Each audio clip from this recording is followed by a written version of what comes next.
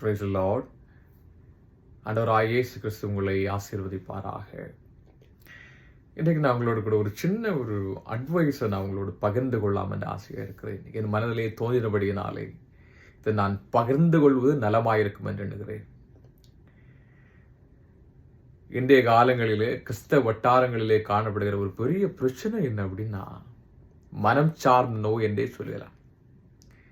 கிறிஸ்தவ வட்டாரங்களில் மட்டுமல்ல, பல இடங்களிலே மனிதர்கள் பாதிக்கப்படுகிற பிரச்சனை என்ன அப்படின்னா மனம் சார்ந்த நோய். இதை நீங்க ஒரு அறிவியல் சார்ந்த படிப்புகளை படித்த இடத்துல நீங்க போய் கேட்டீங்கன்னா சொல்லுவாங்க, இது ஒரு மென்டல் இல்னஸ் என்று சொல்லுவார்கள். இதே நீங்கள் ஒரு ஆவிக்குரிய வட்டாரங்கள் உள்ள இடத்துல நீங்கள் போய் கேட்பீர்கள், ஆனால் சொல்லுவார்கள் இது ஒரு டீமன் பொசஸ்ட், இது பிசாசு பிடிக்கப்பட்டிருக்கிறது என்று சொல்லுவார்கள். எல்லா பிரச்சனைக்கும் இதற்கு என்னதான் காரணம், இந்த மனநோய்க்கு என்னதான் காரணம் அப்படிங்கிறத நீங்க பார்த்தீங்க அப்படின்னா வேதம் தெளிவாய் சொல்கிறது பாருங்கள். பிசாசு கொல்லவும் அழிக்கவும் திருடவுமே வருகிறான், அவன் எவனை விழுங்கலாம் என்று கர்ச்சிக்கிற சிங்கம் போல வகை தேடிக் கொண்டிருக்கிறான் என்று வேதம் சொல்லுகிறது. ஆகவே ஒரு மனிதனுடைய வாழ்க்கையில் ஏற்படுகிற எல்லா பிரச்சனைக்கும் காரணம் பிசாசு தான். ஒருவேளை ஒரு சமாதான குறைச்சலாக இருக்கலாம், சில நேரங்களில் உடலில் ஏற்படுகிற உபாதைகளாக இருக்கலாம். எல்லா பிரச்சனைக்கும் காரணம் பிசாசு தான். எப்படி பிசாசு தான் காரணம் அப்படின்னு நான் சொல்றேன் அப்படின்னா, நீங்க வேதத்திலே நீங்கள் பார்ப்பீர்கள். ஆனால் ஒரு தகப்பனார் ஆண்டவராக இயேசு கிறிஸ்துவை பார்க்க வருகிறார், சொல்லுகிறார், என் மகன் வலிப்பு நோயினால் அவதிப்பட்டுக் கொண்டிருக்கிறான், அவன் தீயிலும் தண்ணீரிலும் விழுகிறான், உடைய ஸ்ரீசரிடத்தில் வந்தேன், அவர்களால் அவனை குணப்படுத்த முடியாமல் போனது என்று சொன்னார். இப்போ இயேசப்பா அந்த பையனை பார்த்து சொல்றாங்க, அவனை பார்த்து அவனுக்குள் இருந்த பிசாசை அதட்டுகிறார். அதாவது அவன் வந்ததோ வலிப்பு நோய், ஆனால் அவனுக்கு வலிப்பு நோய்க்கு எதுவான தீர்வை சொல்லாமல் அவனுக்குள் இருந்த பிசாசை அதட்டுகிறார். அதன் அர்த்தம், அப்போ எந்த நோயாய் இருந்தாலும் காரணம் பிசாசு தான். ஸோ அதனால்தான் வலிப்பு நோய்க்கு எதுவான தீர்வை சொல்லாமல் பிசாசை அதட்டுகிறார். அதன் அர்த்தம் எல்லா நோய்களுக்கும் எல்லா பிரச்சனைகளுக்கும் காரணம் பிசாசு என்றுதான் அர்த்தம்.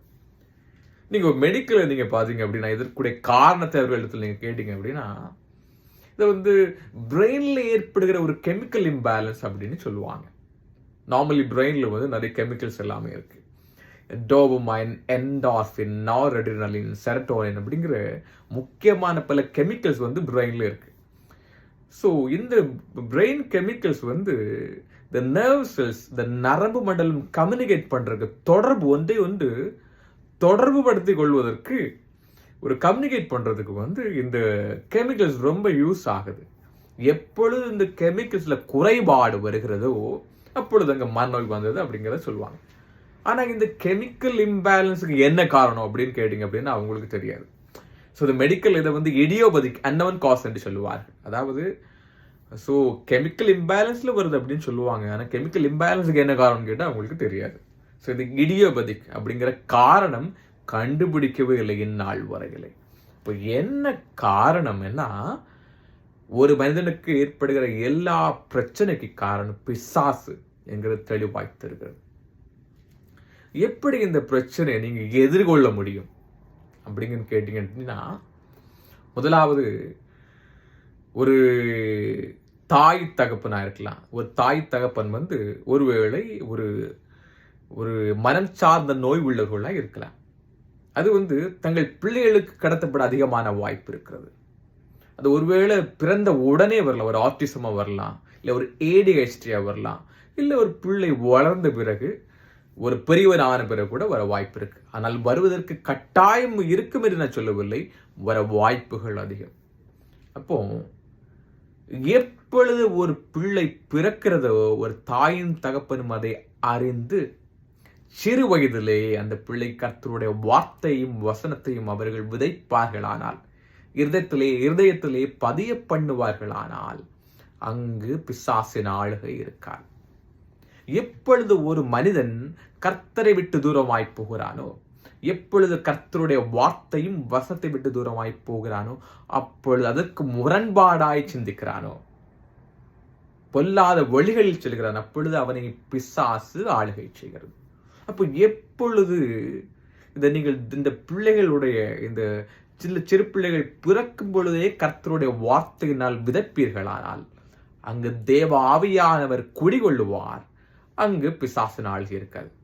இது எப்படி நான் சொல்றேன் அப்படின்னா, எங்கு நல்லது இருக்கிறதோ அங்கு கெட்டது இருக்காது, எங்கு இருள் இருக்கிறதோ அங்கு ஒளி இருக்காது, எங்கு கர்த்தருடைய ஆவி இருக்கிறதோ அங்கு பிசாசின் ஆளுகை இருக்காது. அப்போ நீங்க சிறு வயதிலேயே கர்த்தருடைய வார்த்தையினால் நீங்கள் நிரப்பப்படும் பொழுது, நீங்கள் போதிக்கப்படும் பொழுது, நீங்கள் போதிக்கும் பொழுது சிறு பிள்ளைகளுக்கு அவர்கள் தேவ ஆவியினால் நிரப்பப்படுவார்கள். கர்த்தருடைய வசனத்தினால் நிறைந்து அவர்கள் தேவ ஆவியினால் நிரப்பப்படுவார்கள். இதனால் அவர்கள் பிசாசு அவர்களை தொடாது. சிறு வயதிலேயே நீங்கள் ஒரு தகப்பனும் தாயும் சிறு வயதிலே இதற்கு அஸ்திபாரம் போட வேண்டும். சிறு வயதிலே நீங்க ஒரு மொபைல் இல்லை ஒரு டிவி பார்க்கறதுக்கு நீங்க அதிகமா அவங்களை அலோ பண்ணீங்க அப்படின்னா பிசாசு அவர்களை ஆளுகை செய்வதற்கு பிடிக்கிறதுக்கு அதிகமான வாய்ப்புகளாய் அமைந்துவிடும். ஆகவே சிறு வயதிலே நீங்கள் கர்த்தருக்குள்ளே அவர்களை வளர்க்க வேண்டும். எந்த பிள்ளை கர்த்தருக்குள் வளர்கிறதோ அங்கு தேவாவியானவர் ஆளுகை செய்வார். வசனம் இங்க இருக்கிற அங்கு தேவாவியான ஆளுகை செய்வார். வேதம் தெளிவாய் சொல்லுகிறது பாருங்கள், கர்த்தருடைய ஆவியானவர் எங்கே உண்டோ அங்கு விடுதலை உண்டு. இப்போ அந்த பிள்ளை வளர்ந்து வருகிறது, அங்கு தேவ ஆவியானவர் ஆளுகை செய்கிறார், அங்கு விடுதலை உண்டாகிறது, அங்கு பிசாசின் ஆளுகை இல்லாமல் போகிறது. ஆகவே நீங்கள் சிறு வயதிலேயே பிள்ளைகளை கர்த்தருக்குள் வளர்க்க வேண்டும். எப்பொழுது அவர்கள் உணர்வடைய வேண்டும். ஒரு மனிதன் தன்னைத்தானே உணர்வடையாமல் அவனை குணமாக்க முடியாது. ஒருவன் பிசாசு பிரச்சனை, மனம் சார்ந்த பிரச்சனையில இருப்பானே ஆனால் அவன் தன்னைத்தானே உணர்வடைய வேண்டும். ஒரு இன்சைட் வரணும். உள்ள உணர்வு இல்லாமல் அவனை குணப்படுத்தும். ஆகவே அவர்கள் உணர்வடைய வேண்டுமானால் அவர்களுக்கு தேவ ஆவியானவர்களை ஆளுகை செய்வாரானால் அவர்களுக்கு உணர்வு வரும், ஒரு இன்சைட் வரும். எப்படி? அப்போ கர்த்தருடைய ஆவியானவர் வசனமும் அவர்களை குணப்படுத்தும்.